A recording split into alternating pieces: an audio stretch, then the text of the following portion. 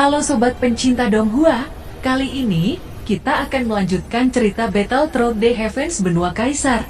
Cerita dan video ini diambil dari channel Nobarta. Tanpa banyak basa-basi, mari kita simak alur ceritanya. Melanjutkan dari cerita sebelumnya, makhluk itu dikalahkan. Apakah itu berarti kita menang? Apakah Shofu Mansion menang? Hahaha. Kecuali monster itu kemampuan bertarung apa yang dimiliki Kuildan.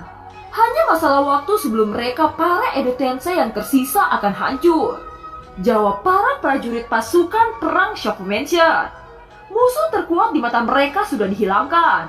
Saat ini semakin banyak Edo Tensei yang telah jatuh dan kekuatan Kuildan berkurang secara signifikan. Sekarang keluarga Warcraft juga muncul. Jumlah prajurit yang dibawa oleh keluarga Warcraft sudah cukup untuk mencegah Kuildan yang masih dengan keras kepala bertaruh. Pada saat ini mayat dari seluruh prajurit Kuildan hampir memenuhi tanah. Lingkaran di sekitar Kuildan penuh dengan barisan. Barisan ini terdiri dari berbagai ras, yaitu Shofu Mansion, kekuatan Zen, Iblis Darah, Sangmen, dan bahkan Warcraft. Mereka menempati keempat sisi. Hanya ada sedikit celah di tengah tangan untuk Kuildan. Dilihat dari atas, lingkaran humanoid terbentuk benar-benar menutupi Kuildan. Pada saat ini semakin banyak murid Kuildan yang jatuh dan mati ke tanah. Jika dilihat dari pertempuran ini, tampaknya akan segera berakhir. Hanya leluhur Kuildan masih tergantung di pusat lingkaran humanoid memegang mayat Kuildan dengan satu tangan. Dia juga tidak bisa menyembunyikan ekspresi wajahnya yang jelek ini. Para pendatua Kuildan semuanya sudah mati saat ini. Yin Sue dan King Yin dan yang lainnya telah lama menghilang. Dalam pertempuran ini, kekuatan apa yang digunakan Kuildan untuk mengubah air pasang? Cailin yang memeluk Xiaoyan saat ini merasakan sakit hati yang tidak bisa ditahan. Dia marah dan sangat marah. Cailin tidak memiliki kekuatan untuk melindungi Xiaoyan. Tetapi jika seseorang menyakiti Xiaoyan, Cailin tidak akan pernah melepaskannya. Kalimat mendominasi itu hanya dia dan Xiaoyan yang tahu. Hidup dan matinya adalah milik Cailin. Dia dulunya adalah Ratu Medusa. Sekarang dia masih Ratu Medusa. Temperamennya tidak akan berubah. Tidak peduli waktu, tidak peduli di mana dia berada. Bahkan di benua Dodi sekarang dia adalah wanita suci bagi keluarga Warcraft. Metode rahasia yang hanya bisa diaktifkan Cailin membuat keluarga Warcraft menjadi kuat. Kekuatan Cailin juga meningkat dengan cepat. Baru pada saat ini Cailin mengerti bahwa dia harus menjadi kuat dengan cara apapun. Pada saat ini dengan operasi api surgawi Xiaoyan, cedera pada leher dan tubuhnya dengan cepat pulih. Jika dinilai dari kecepatan pemulihan ini hanya masalah waktu untuk Xiaoyan pulih sepenuhnya. Di sisi lain, Nan Erming yang dikendalikan oleh Raja Naga dia menoleh ke leluhur Kuildan. Leluhur Kuildan tidak tahu jika orang di depannya merupakan Raja Naga generasi pertama. Saat ini Raja Naga semakin mendekati leluhur Kuildan lalu berkata, "Bocah, apakah Anda yang membuat Raja Edo Tensei dengan esensi darah naga?" Ucap Raja Naga dengan mendengus dingin. Zen Zongfu yang mendengar ini tidak bisa menahan tawa. Dia tidak percaya apa yang dikatakan oleh pemuda ini. Zen Zongfu menatap Xiaoyan dan berkata, "Xiaoyan, Anda memiliki orang yang sangat menarik. Dia bahkan berani menyebut leluhur Kuildan sebagai bocah." Ucap Zen Zongfu dengan tertawa. Semua orang juga bingung dengan kata-kata yang diucapkan oleh Nan Erming. Seolah-olah Nan Erming menganggap leluhur ketua Kuildan seperti anak kecil. Apakah orang ini mempunyai masalah dengan otaknya sehingga dia berani berkata seperti itu kepada leluhur Kuildan? Leluhur Kuildan sangat marah dengan kata-kata Nan Erming. Dia hanya melihat ke arah Nan Erming namun tidak mengatakan apapun. "Bocah, apa yang Anda lihat? Jika Anda tidak menjawab saya akan menghukum Anda dengan kejam," ucap Raja Naga. Leluhur Kuildan yang selama ini diam, dia mulai membuka mulutnya saat berkata, "Anda berani menghukum saya? Apakah Anda tidak takut dengan murka saya?" Ucap leluhur tua Kuildan. Setelah itu tubuh leluhur tua Kuildan tiba-tiba mengeluarkan api surgawi yang sangat mengerikan. Dan seluruh tubuh leluhur Kuildan berubah menjadi warna kuning. Gelombang api dengan ganas menyebar di sekitar tubuh leluhur Quildan. Bahkan ruang di sekitar tubuh leluhur Quildan berderit di bawah suhu yang panas ini. Banyak pasukan mundur dengan cepat. Mereka selama ini tidak tahu kekuatan apa yang dimiliki leluhur Quildan. Namun sekarang setelah leluhur Quildan bertemu Raja Naga, akhirnya dia mengungkapkan kekuatan sejatinya. Hal yang mengejutkan semua orang adalah leluhur Quildan sebenarnya memiliki nyala api yang mengerikan. Dari situasi saat ini, jika mereka terlibat maka mereka bisa menjadi abu di bawah suhu ekstrim ini. Pada saat yang sama, Raja Naga menghilang untuk menghindari gelombang api yang menyembur keluar. Tubuh dari Raja Naga baru saja dibentuk. Tentu saja tidak akan mampu menahan gelombang panas ini. Oleh karena itu, Raja Naga memilih untuk menyesuaikan medan. Melihat gelombang api yang meluas, Xiaoyan mengerutkan kening. Jika gelombang ini terus menyebar, maka banyak pasukan yang terpanggang sampai mati. Xiaoyan yang sudah pulih, dia melayang di udara dan berdiri di hadapan leluhur Quildan. Xiaoyan juga memiliki beberapa jenis api surgawi.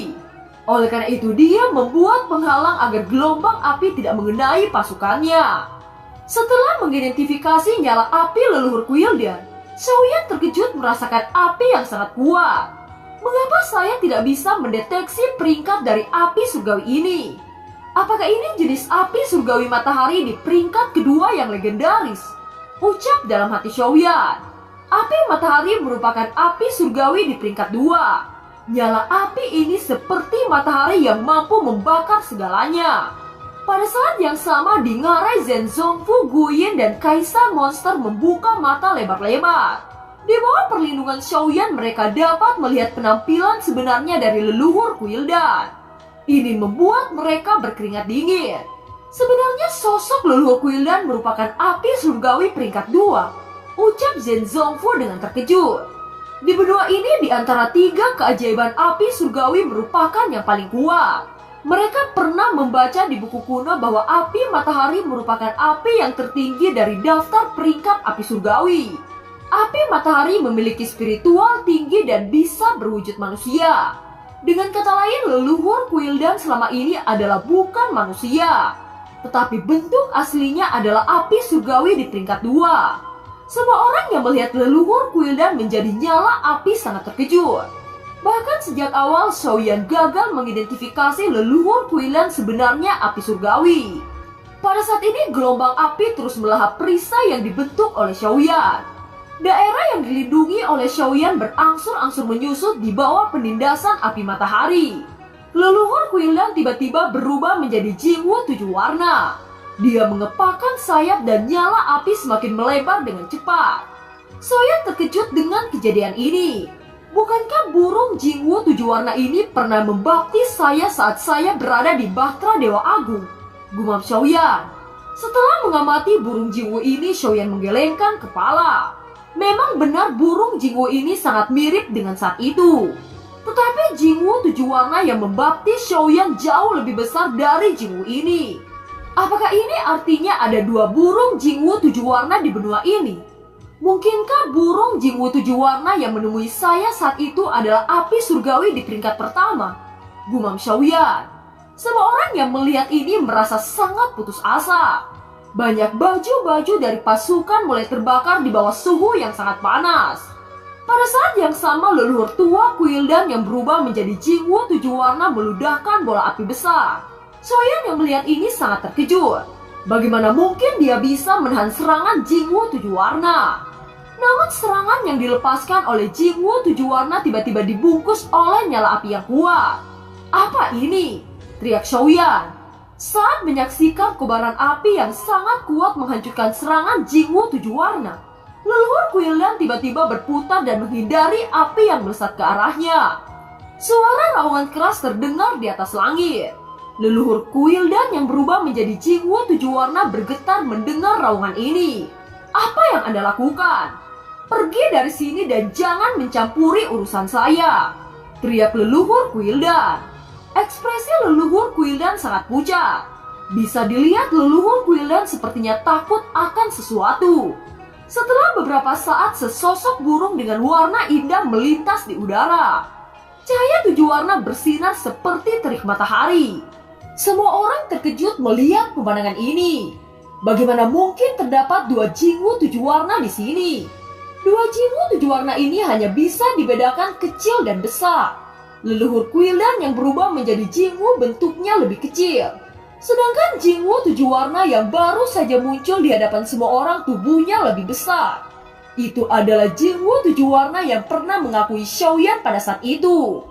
Menurut catatan kuno, ada api surgawi yang kuat dan bisa bertransformasi menjadi Jingwu 7 warna. Tetapi catatan kuno tidak pernah mengatakan bahwa ada dua Jingwu 7 warna. Ucap Zhen Zongfu. Zhen Zongfu secara alami tahu bahwa 3 keajaiban terkenal di benua ini. Dikatakan bahwa 3 keajaiban teratas pernah memiliki tuan yang sangat kuat. Tetapi setelah tuan mereka menghilang, 3 keajaiban menyebar dan menghilang. Tepat ketika semua orang bingung, tiba-tiba leluhur Quildan berteriak dengan keras. Tidak, saya tidak ingin dikendalikan oleh Anda. Saya sekarang leluhur dari Quildan. Saya ingin membalas dendam pada semua yang telah menghancurkan Quildan saya. Hari ini saya tidak akan pergi selama tidak membunuh mereka semua. Ucap leluhur Quildan. Karena Anda tidak mematuhi saya harus bertindak dengan cara saya sendiri. Ucap Jingwu 7 warna yang lebih besar. Leluhur Quildan sangat ketakutan dengan kata-kata yang diucapkan itu. Dia hanya tersenyum pahit dan tidak bisa melakukan apa-apa. Pada saat ini Xiaoyan menyaksikan adegan yang ada di sisi kanan dan di sisi kirinya. Dia memperhatikan perdebatan antara kedua Jingwu 7 warna. Pada saat yang sama tiba-tiba suara nyaring seperti gesekan rantai terdengar di seluruh medan pertempuran. Semua orang segera mencari-cari di mana sumber suara itu berasal. Kedua Jingwu 7 warna dengan cepat mengepakkan sayapnya untuk terbang lebih tinggi. Setelah beberapa saat, rantai yang tak terhitung jumlahnya muncul dari segala arah. Seluruh orang dalam kepanikan melihat perubahan situasi ini. Pada saat yang sama, Xiaoyan merasakan aura membunuh yang sangat kuat. Tentu saja Zhen Zongfu dan semua orang yang berada di bintang 8 merasakannya. Aura membunuh ini sangat kuat, bahkan leluhur Quildan tidak sebanding dengan aura membunuh yang terpancar ini. Dalam sekejap mata rantai hitam terjerat dan membentuk sangkar untuk menjebak seluruh pasukan di dalamnya. Setelah itu tawa dingin menggema di seluruh medan perang. Pada saat yang sama kabut hitam muncul di 4 arah dan mengungkapkan sosok yang samar. Guyin dan Suetu terkejut pada saat ini. Mereka sangat akrab dengan keempat siluet yang tertutup kabut hitam. Tidak ada yang tahu seberapa dalam organisasi pembunuh aliansi bayangan di kota Juche. Aliansi bayangan merupakan organisasi yang sangat kuat yang berada di benua ini. Identitas Guyin diklaim sebagai pembunuh nomor 1 aliansi bayangan. Tetapi masih ada pembunuh yang lebih kuat dari Guyin di aliansi bayangan. Saat ini di antara 4 orang yang muncul, Guyin melihat satu sosok yang paling dikenalnya. Guyin juga takut dengan sosok itu. Mereka berempat dikenal sebagai 4 hantu legendaris dari aliansi bayangan. Soyan yang melihat ini dia mengerutkan kening. Dia berkata di dalam hatinya, tampaknya aliansi bayangan ingin menjadi nelayan dan mencari keuntungan dari perang ini. Mereka ingin membersihkan seluruh kekuatan utama di kota Juche. Quildan ini sebenarnya hanya digunakan sebagai umpan oleh aliansi bayangan. Aliansi bayangan tampaknya memperhitungkan dengan baik. Rantai hitam ini juga tidak sederhana. Mereka memiliki serangan jiwa. Kali ini apakah aliansi bayangan juga menyatakan perang dengan Xiaofu Mansion? Ucap Xiaoyan. Aliansi bayangan memiliki fondasi yang kuat. Hanya anggota inti yang mengetahui keberadaan ini. Bahkan sampai detik ini saya tidak tahu wajah ketua aliansi bayangan. Ucap Guyin. Pertempuran kali ini di luar dari rencana mereka. Mereka tidak berpikir jika aliansi bayangan menyatakan perang dan menjebak mereka di dalam sangkar hitam. Soyan memandangi keempat orang berjubah hitam. Dia merasakan aura membunuh yang kuat terpancar dari keempat orang. Mereka saat ini memfokuskan perhatiannya kepada kedua Jingwu.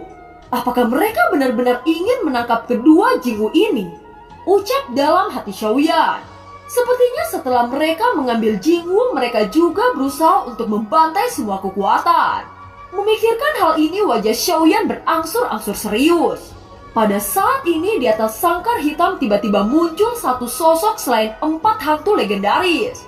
Setelah sosok itu muncul, rantai hitam membentuk kursi untuk diduduki orang misterius itu.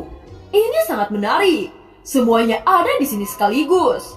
Ucap sosok itu tertawa dan memandang kerumunan dengan ekspresi acuh tak acuh. Siapa dia? Tanya Zhen Zongfu kepada Guyin. Guyin dan Suetu yang melihat sosok ini ada rasa takut di dalam hatinya. Guyin berkata dengan sedikit bergetar. Dia pelahap jiwa. Dia adalah ketua yang sebenarnya dari aliansi bayangan. Dia tidak pernah menampakkan diri. Aliansi bayangan selama ini hanya dikelola oleh 4 hantu legendaris.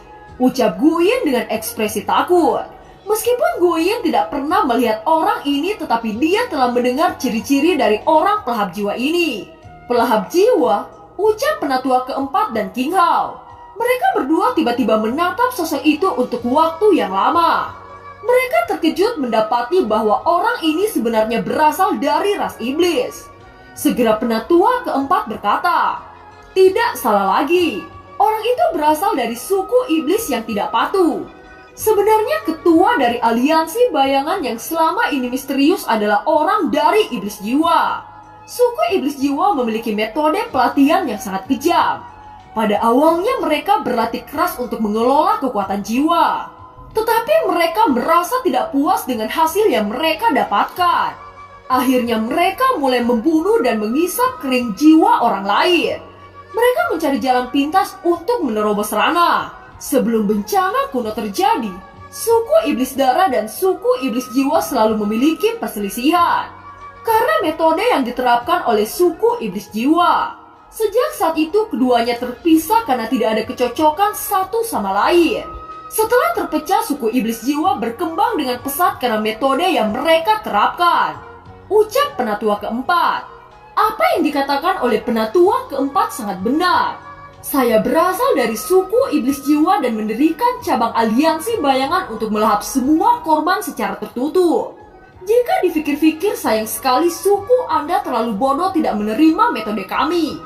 Sekarang saya sudah berada di Dodi Bintang 9 sedangkan suku Anda masih terpuruk dalam kelemahan. Tujuan awal saya mengungkapkan diri adalah untuk menangkap Jingwu. Tetapi saya tidak menyangka bisa menjebak kalian semua di sini. Kalian semua sungguh sial, ucap ketua aliansi bayangan. Apakah Anda pikir hanya Anda bisa berada di tingkat Dodi Bintang 9? Leluhur tua saya juga berada di tingkat yang sama dengan Anda. Saya sarankan Anda untuk menarik perkataan Anda, ucap Kaisar Monster. Oh, bukankah ini Kaisar Monster? Apa Anda pikir leluhur Anda bisa mengambil tindakan? Ucap ketua aliansi bayangan. Kaisar Monster sangat marah. Bahkan orang ini tidak memberikan wajah kepada leluhur tua suku monster. Dalam pertempuran ini tidak ada yang berpikir bahwa ketua aliansi bayangan mengambil tindakan. Organisasi aliansi bayangan sangat misterius dan tertutup. Di publik, aliansi bayangan hanyalah pekerja misi bayaran untuk membunuh seseorang dengan uang. Namun ternyata di balik itu aliansi bayangan menyimpan skema besar. Tidak heran setiap orang yang mereka bunuh tidak meninggalkan jejak apapun. Ini karena setiap orang yang mereka bunuh jiwanya dijadikan makanan oleh ketua aliansi bayangan untuk meningkatkan kekuatannya. Sekarang Kaisar Monster mentransmisikan suara untuk memberitahu leluhur suku monster. Mereka semua yang ada di sini bukanlah tandingan ketua aliansi bayangan. Ketua aliansi bayangan saat ini mengabaikan mereka dan kembali memberikan perhatiannya kepada Jingwu. Dia berkata, "Jingwu 7 warna, Anda kesini karena tuan yang Anda akui berada di sini, bukan? Jika saya membunuh semua orang yang ada di sini, maka Anda harus mengakui saya sebagai tuan Anda. Jika Anda mematuhi saya, maka kita bisa berkuasa di benua ini. Bahkan ketiga leluhur tua tidak akan bisa menyentuh saya," ucap ketua aliansi bayangan. Setelah mengatakan itu, tiba-tiba ekspresi ketua aliansi bayangan berubah dingin. Dia melihat ke arah timur saat merasakan sesuatu yang datang. Di tempat itu sebuah retakan spasial muncul di udara dan 3 sosok muncul dari celah spasial. Sosok-sosok itu adalah 3 leluhur Dodi bintang 9. Leluhur yang berbaju putih merupakan leluhur dari ras manusia. Sedangkan yang berbaju merah berasal dari suku iblis darah. Yang terakhir adalah wanita cantik dengan wajah muda merupakan leluhur dari suku monster. Ketika ketiga leluhur ini datang, semua orang memandang dengan terkejut. Tiba-tiba suara serak terdengar dari kerumunan. Sin-er, Anda adalah Sin-er. Ucap Guyin memanggil leluhur suku monster dengan nama Sin-er.